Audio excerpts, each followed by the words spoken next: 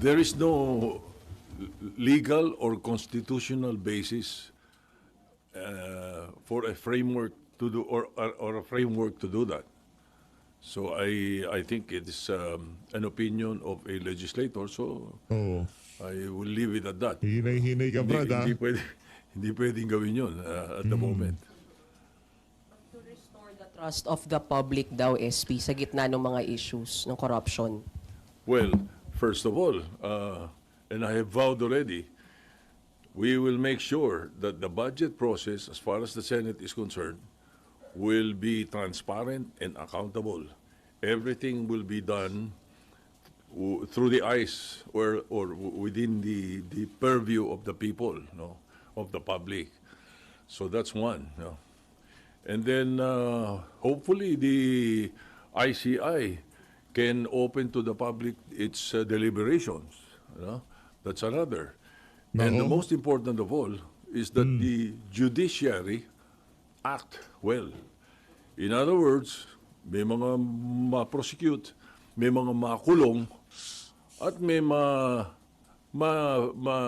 may find guilty yung mga guilty. You know, to make sure that those who are guilty are proven so and are sentenced. Palagay ko doon pag nakita ng mga tao na gano'n na nangyayari, malinaw ang paggamit ng pera nila. Diba? Malinaw ang investigasyon. Malinaw din ang resulta ng judiciary. What more can you ask for? Yun ang importante. So, SP, hindi Hindi para sa atin na magsabi, hindi para sa atin na magsabi sa tao na what more can you ask for? Hindi ho yun. Hindi ho yun. Hindi ho yung sa judiciary. Hindi, kasi nangyari na yan eh. Panahon ni Napoles, meron pa nga napakulong eh. Sino mayaman, si Martin Romualdez o itong si Bong Revilla? O pa hanggang sa ngayon, ito nga si Enrile, di pa tapos yung di pa tapos yung kaso niya eh, di ba? Di tayo naniniwala dyan. Ang solusyon niya, kung gusto niyo mabalik ang tiwala ng sambayan ng Pilipino, ipasa niyo ang parusang bitay sa kasong pagnanakaw sa pera ng sambayan ng Pilipino. Yun lang, maliban doon. Kabalbalan ho lahat ng pinaggagawa nila na yan. ho option yung pagbibitiw from President to Congressmen na sa sinasabi ni, para daw clean slate, sabi ni Senator Alan. Cannot be an option. What do you do with those who are not guilty? What do you do with those who are newly elected and have no bad records? What do you do with them? Idadamay mo doon sa mga guilty or sa mukhang guilty kung hindi man guilty. Kung meron bang marumi, ba't natin idadamay yung mga malinis doon sa marumi? So I don't know, it's very far-fetched as far as I'm concerned. It's we will be entering something like uncertainty and chaos in the political world pagka ganun.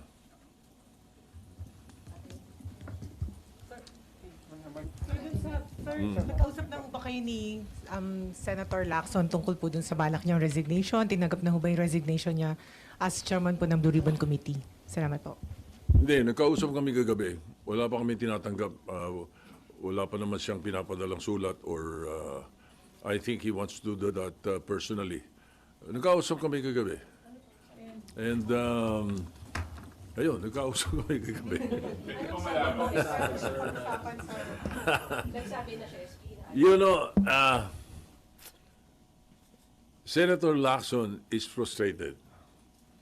He's not stressed. Sanay sa stress yun eh. Yeah. Pero ang nakikita niya, frustrated because nag-hearing siya, may umaangal.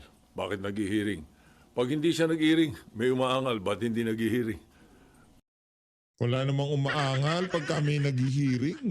Baka yung sa yung sa House of Representatives, bumaangal sila bakit naghihiring. Pero sa bayan ng Pilipino tatanungin dati dito, hindi sila umaangal. Kami sa bayan ng Pilipino, inaabangan yung hearing na yan. Anong tokwa? Ano ba talaga? Diba? So, And then I think the way he ran the Blue Ribbon Committee hearings were very good. So, siguro, the man is frustrated. I will support whatever decision he makes, and I will accept whatever decision he makes, and he has my 100% support, whatever it is. SP, yung pong decision niya po ba ay final na o pwede pa po siyang mapahinuhod ng majority at ninyo na magstay put as chairman po ng Blue Ribbon Committee? I think that question is best asked of him. I cannot answer for him. Pero sir, anong sense ng We majority?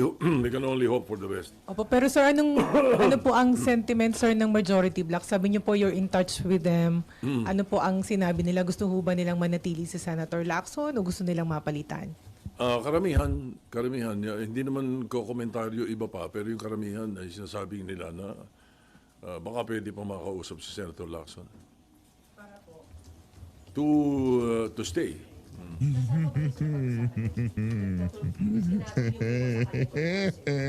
Hindi, because I Eto na was to. checking on our Ramdam ko na. WhatsApp group, after Senator Lacson and I talked already. It was late in the evening. Last night. Morningan na. Sir, meron po kasi mga nagko-comment na kaya raw po aalis si Senator Ping is para hindi na ma-unstabilize yung pong, ma-destabilize yung pong Senate leadership na meron daw pong namumungko, parang siya na lang daw yung sacrifice dahil maraming hindi masaya daw dun sa pagpapatakbo niya ng Blue Ribbon. Smile lang.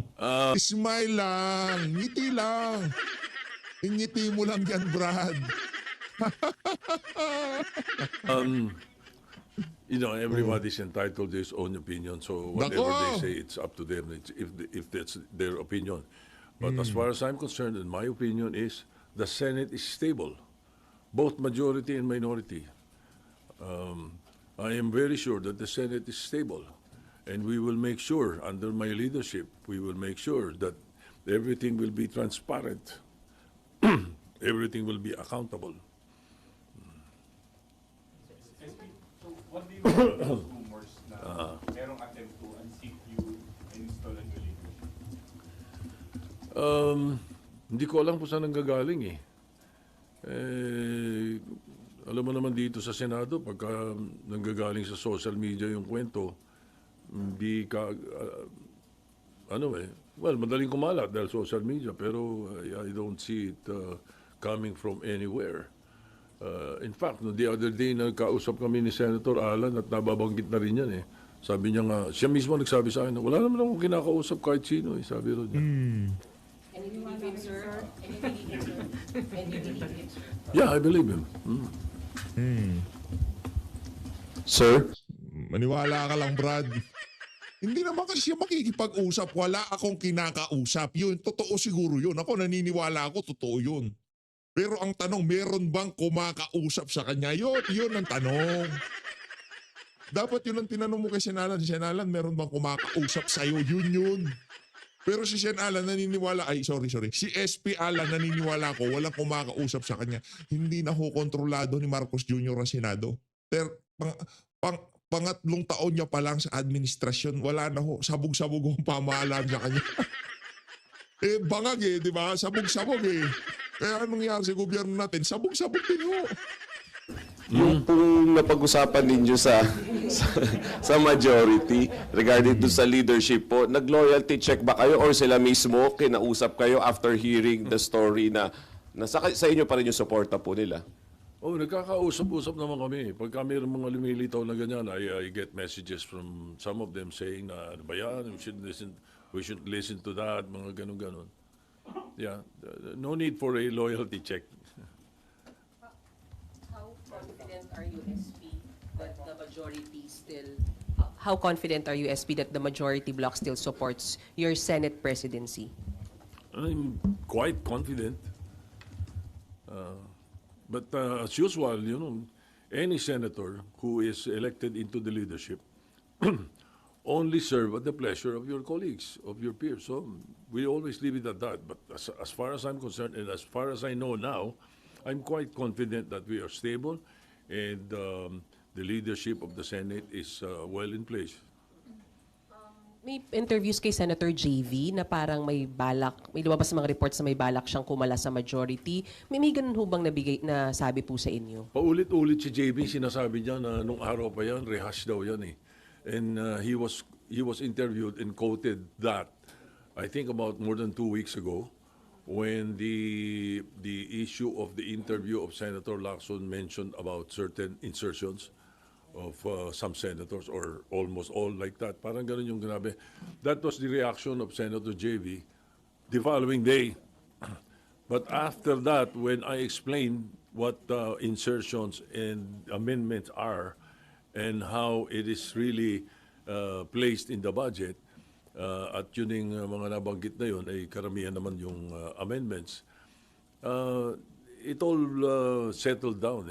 So, the issue that is being placed in social media and some mainstream media reports about Senator JB, I am very sure that he will deny it now. You know, he did say that before. But in fact, I was on the phone with him yesterday, telling him about. Dapat pala siya tanungin natin, kinakausap mo ba yung mga senador? Yun pala naglo-loyalty check ka ba sa mga senador? Kasi bakit mo siya kausap kahapon? Pambihira, oo. Plano ni Senator Lacson. And he was quite worried. Sabi niya, mahirap papag-usapan natin, parang gano'n. And then he also, he told me na baka iniisip ni Senator Lacson yung mga nilalabas sa media tungkol sa sinabi ko, baka that influences him. Sabi ni Senator JB, that's an old rehash, sabi niya. Wala akong sinasabing ganon.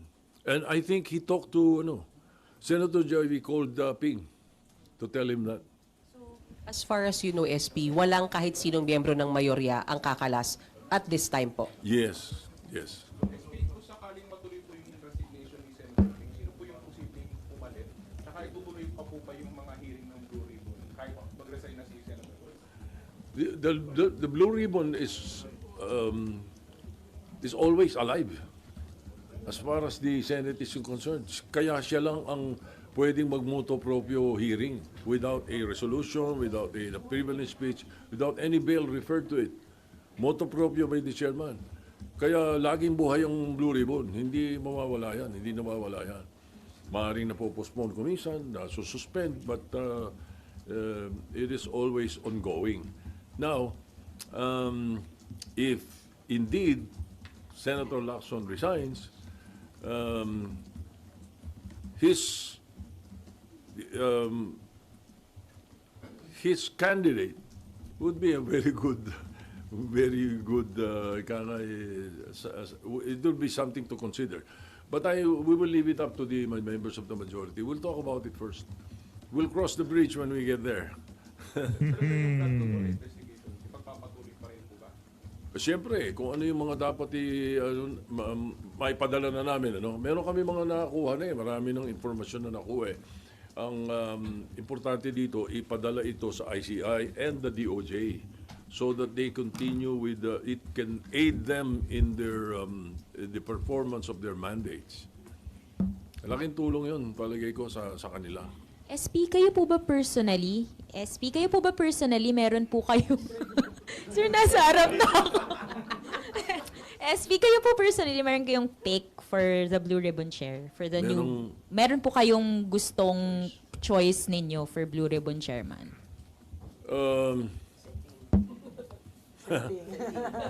Ang hirap, no?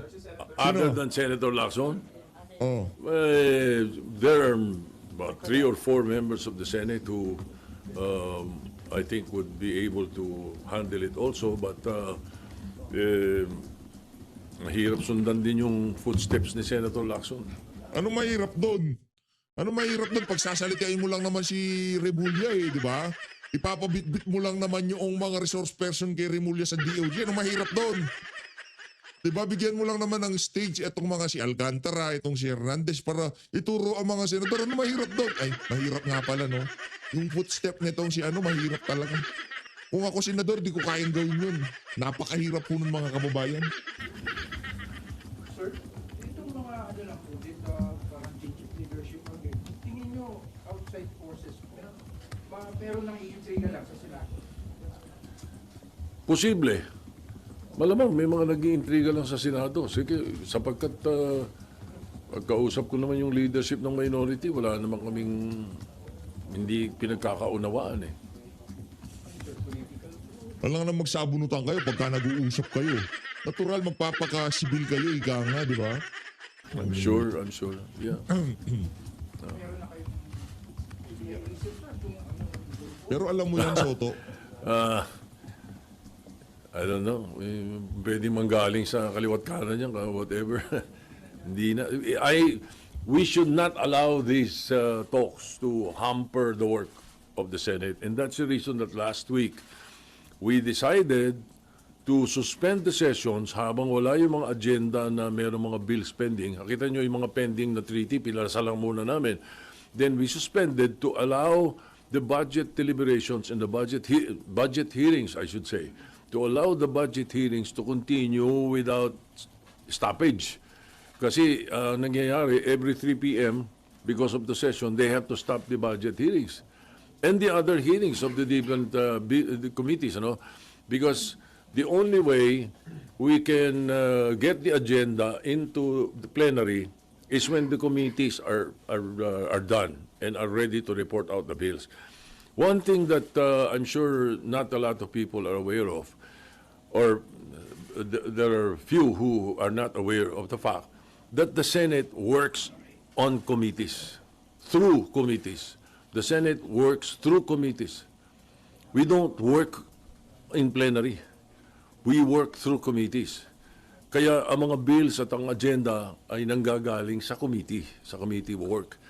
And in this case, because of the single most important piece of legislation to be passed, the budget, the GAA for 2026, we should be very clean, other than what happened in the 2025 budget.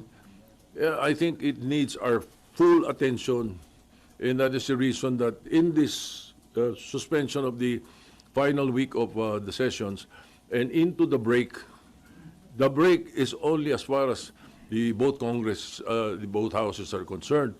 But as far as the Senate is concerned, it is a working break because of the budget hearings and the committee hearings. Ayan. Approve nyo na po ba yung hiling ng House na sa October 13 na kayo mag-adjourn? October 13, Yes, sir. they sent me a notice, and that is prescribed in the Constitution, na kapag merong nag-adjourn na isang House, kailangan merong 3 days notice yung isa kung siya ay mag-a-adjourn ng maaga or mag-a-adjourn ng delay.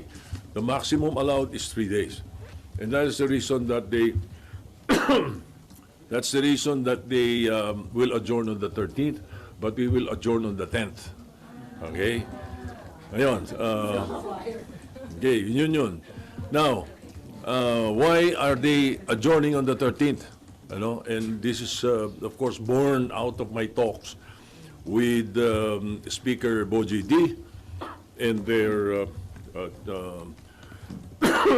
majority leader and their minority leader and the chairman of the appropriations, Congresswoman Representative Swansea. Ang napag-usapan is they will not be given by the President the certificate of urgency. So they needed that instead of passing on second reading on the 10th and passing on third reading on the 10th, because they can only do that if there is a certification of urgency by the President. The President does not want to certify the budget as urgent so that there will be time to go through the budget in at least 3 days para mabasa mabuti kung tama lahat yung pinapadala. I think that is the thinking himself. The president himself said that. Ayaw niya nung i-shortcut yung 3-day rule. So ganun din. Pagdating sa Senate yan, ganyan na rin yan. I'm sure he will not. Pero sir, usually po, merong certification nun, sir, no? Na taon-taon, Oo, parang taon-taon. normal po siya. Taon-taon, dahil pinapass break. Opo. Ayaw nga ni Presidente ngayon na maisip daw na ipapass break. So ayaw niya nung 3-day rule, according to Speaker Boji. So I'm sure, I expect the same thing in the Senate. So hindi niyo yun napag-usapan sa LEDAC? Hindi niyo po napag-usapan with the President yun sa LEDAC? Nabanggit din niya, pero in passing. And in the LEDAC, we were able to coordinate lang or pinagsama-sama namin yung bills ng mga senador, top 3 each, pero may mga ibang hawig-hawig, kaya total was 68. And in the House, 100 something, 200 something. And then, meron ang DepEd, yung DepEd, yung DepEd meron. So pinagsama-sama namin yun. In the first regular session of the 20th Congress, which is now, at least there are 12 in the LEDAC that was agreed upon in the LEDAC and with the President's consent. Sir, yung hindi po pag-certify as urgent nung budget, hindi naman siya makaka-affect or makaka-delay dun sa proseso. Hindi, makakabuti. Sapagkat lagi na lang eh. Nagmamadali ang Congress nung araw pa hanggang ngayon. Pagdating nung aapurahin yung pagpapapasa on second reading. Tapos, hihingi na certification sa Presidente para the 3-day rule is removed. Papasa na rin on the same day. Tanong, nabasa nyo ba? Di ba? Tanongin mo yung mga congressman at mga senador. Nabasa nyo ba pagkatapos ng second reading? Di ba? So maganda talaga na tama yan, na hindi approve on the same day. You have 3 days to go over and review what you approved on second reading before you vote in a nominal vote on the third reading. Sir, dahil po dun, bukod sa insertion, sir, yung ganong paspasan, naging paraan din, sir, para mailusot yung insertions. Correct. Pag hindi in-approve on second reading, at somewhere along the way, pinasok, ang amendment, or in the BICAM, pinasok, insertion yun. Yun ang insertion. Yun ang hindi natin dapat tinotolerate. Kahit anong ganda ng insertion. Sabi mo, pagpapagawa ng ospital sa kung saan lugar. Ang importante is you do it in plenary, so talagang naka-record kung sino nag-propose, ano pinropose, at saan kukunin yung pambayad doon sa pinopropose niya. Maliwanag, Hindi yung nangyayari ng mga nakaraan, which was highlighted by the 2025. Kaya pumutok lahat ito dahil sinabi ng Presidente bigla sa SONA, nagulat siya sa 2025 budget. Biglang yung unprogrammed hindi mo alam sino naglagay, saan ang galing, sinong gumamit. Di ba? So, and again, I have discussed it with our chairman of the Committee on Finance. We will, as much as possible, and if possible, 100%, no unprogrammed funds. No. Pero may insertion.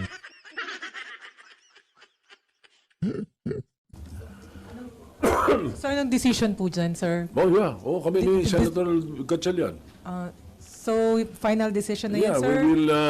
We will make sure that when we discuss the budget finally on second reading, before third reading, there should be no unprogrammed funds. I-program natin kung anong kailangan ng executive, ano talaga dapat, i-program natin.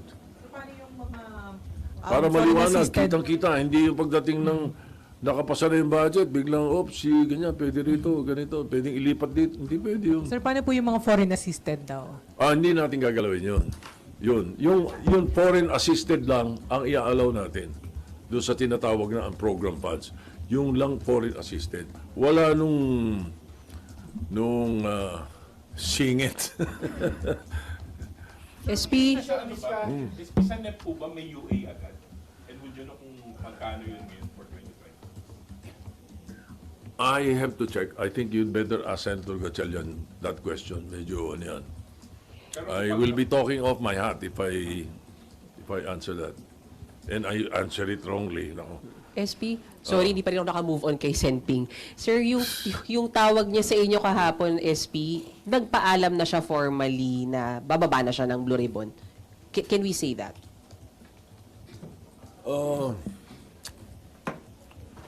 Wait, let me recall. Sino ba tumawag? Ako ba tumawag o siya tumawag? Teka. Yan, sige. No, I sent him a Ikaw siguro. text. I said, can you take a call? He called. No.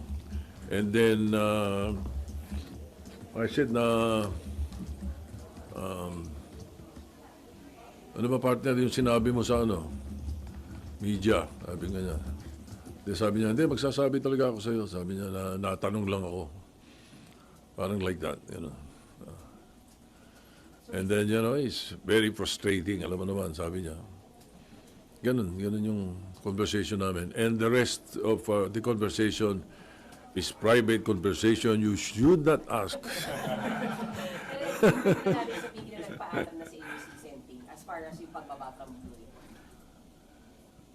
What is that again? Nagpaalam na si Senping sa inyo sa pagbaba niya sa Blue Ribbon. Sinasabi niya nagpaplano siya na mag-resign. Well, until I receive the letter or he stands up on the floor and says he's resigning, he plans to resign. That's the accurate phrase. He's planning to resign. Pero sa plenary lang po siya pwede mag-resign. Ha? Sa plenary po siya. Pwede siyang sumulat. Pwede siyang sumulat. Pwede rin sa plenary. Pero what will happen is that we will, if he does that on the floor or he sends a letter, the only time he is deemed resigned is when we elect a new chairman. Di ba? Technically. Unless he says, no, Na-pressure ho siya. Sa tingin natin, si Ping Lacson gusto niya pang mag-hearing. Tingin natin na-pressure. Kaso yung utos ng mga matataas na, matataas na pwesto sa pamahalaan, ba't pa kayo nag-hearing? Hindi pwedeng ganun. Galing na mismo sa bibig na tong nitong si Soto. Pero tatanungin sa bayan ng Pilipino, gusto nila may hearing. Alam nyo naman ng mga Pilipino. Mahilig sa, ang tawag dito, mahilig sa teleserye, di ba? Oh. Sa tingin natin itong si Lacson, siya, lock-in talaga siya. Gusto niyang malaman ng kaibuturan nitong issue na to. Kaso yung mga kaibigan ni Soto siguro ayaw nila, kaya hindi na nangyari. Magre-resign na lang ako, yari naman palang mapapalitan ka na, tapos ayaw din ng boss natin, ni si Tambaluslos, di ba? Resign lang ako. I'm resigning now. And I'm sending the letter now. Unless he does that, then bakante bigla yung Blue Ribbon. Yung caucus po sa Wednesday, SP, doon mapapag-usapan if ever itong pagbaba niya at kung sino yung papalit. Pwede Sino ba? may sabi sa'yo may koko sa Wednesday? Sir, sinabi niyo sa group natin. Sinabi ko ba? Sinabi mo eh. So talaga nag-uulyanin ka na ba, Soto? Yan ang problema pagka maraming piniplis na tao. Yan ang problema pagka maraming tinatrabahong mga dapat trabahuhin, di ba? Wednesday or Thursday? Yun, merong or Thursday eh. No, I'm not sure. Maybe Wednesday. Tinatanong ko muna kung ano yung preferred nung aming mga kasama. You know, I lead by consensus. Alam mo naman tayo, hindi. SP, sorry, kailangan ko itanong. So sa Friday, wala po tayong ini-expect na palitan leadership sa pag-resume po at sa bago magsara yung mag-adjourn po? Wala kaming ini-expect na gano'n. Kaya po lang po, sakali po na mag-resign nga po or mag-withdraw sa pwesto si Senator Ping, ano po bang mangyayari doon kila Curly Discaya, kila Bryce Hernandez na nasa under custody? Yung mga naka-contempt, they're still under contempt. Their contempt stems from the Blue Ribbon Committee, not from Senator Lacson. Yun. So they remain in contempt. At saka ano yun, mas mabuti para sa DOJ yun at saka sa ICI sapagkat pag kailangan sila, hinihiram lang sa Senate, nagpapaalam na sa akin. And I informed the Blue Ribbon na pinapadala sila ron para iniimbestigahan tapos babalik dito. Kung wala na yung contempt nila, baka mahirapan tayong hagilapin sila pag kailangan sila ng DOJ. Sir, sabi po ni Senator Lacson, dun sa supposedly hearing po, sir, maaga pa. Sir, sabi ni sabi ni Senator Lacson, sir, dun sa sana ay hearing on Wednesday, na-cancel lang po. Meron siyang tentative na listahan po ng imbitahin and kasama doon sina Congressman Zaldico and Congressman Romualdez. So kung itutuloy ang investigasyon, are you inclined to sign the invitation po? We will leave it to the mahirap manghula ng pwedeng mangyari. So we leave it to the new chairman if there's going to be invitations. But as far as I know, I was not aware of that really. Ang alam ko, kaya biglang sana tumatawag ng hearing, request ni Senator JB. Meron silang mga district engineers or mga DPWH employees na gusto niyang ipaimbita. Yun ang pagkakaalam ko. Pero sir, announce Kasi saldi ko, paano mo imbitahin yun? Nasa ano?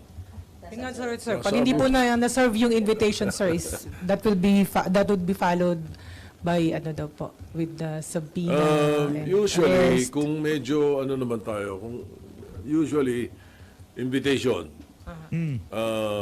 Pag hindi inono ni invitation, show cause order. Shokos, oh. Naku.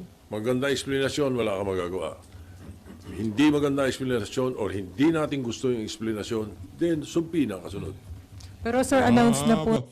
Gusto pang pagpaliwanagin itong si Zaldico. Okay, wala problema eh. Gusto mo yan eh.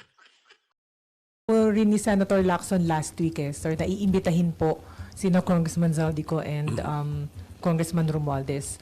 So, Ganun ang procedure nun. If that is, if it will push through or if it would have pushed through.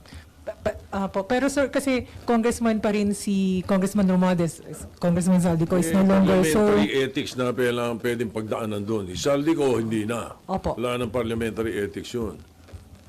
so pag-uusapan niyo pa po sir sa majority block kung padadala ng invitation si Congressman Romualdez o basta in-endorse po ng Blue Ribbon Committee, you'll sign? But siyempre kung ano sabihin ng Blue Ribbon Committee. Okay. Oh. Do you share yung frustration po ni Senator? To a certain extent. To a certain extent. Kasi kumisan kasi yung mga hearing namin na kung napapanood nyo naman siguro may Oo, mga nangyari. spurious Ano yung spurious na Di ba? naman? May mga spurious na mga hindi naman dapat na pinag-uusapan sa Blue Spurious. Ribbon Hindi ba dapat pag-usapan yung tanong na kung bakit dinadala yung mga resource person sa DOJ? Spurious ba tawag doon? Di ba? Spurious ba yung bagay-bagay na ika nga kagaya nung sa mga diskaya, yung sa witness protection program dahil nga naman alimbawa ngayon, naka-freeze na yung mga accounts nila. Hindi ko pinagtatanggol dito diskaya. Ang sinasabi lang, pinapasauli, wala naman pala sa batas. Yung mga kasama niya gusto i-bend ang law, change ang law. Etong si Marcoleta gusto niya lang follow the law. Spurious ba yun? Ang bihira. nakakasingit So, to a certain extent, I understand his frustration. Hindi kaya Okay, ni Soto. thank you very much. Bottom line dito, Brad, hindi kaya ni Ping Lacson pamunuan niyang komite na yan. Maliban kay Rodante Marcoleta, wala hong magiging direksyon ng Blue Ribbon Committee. Sa maniwala ko kahit siya hindi. Pagka-aso ni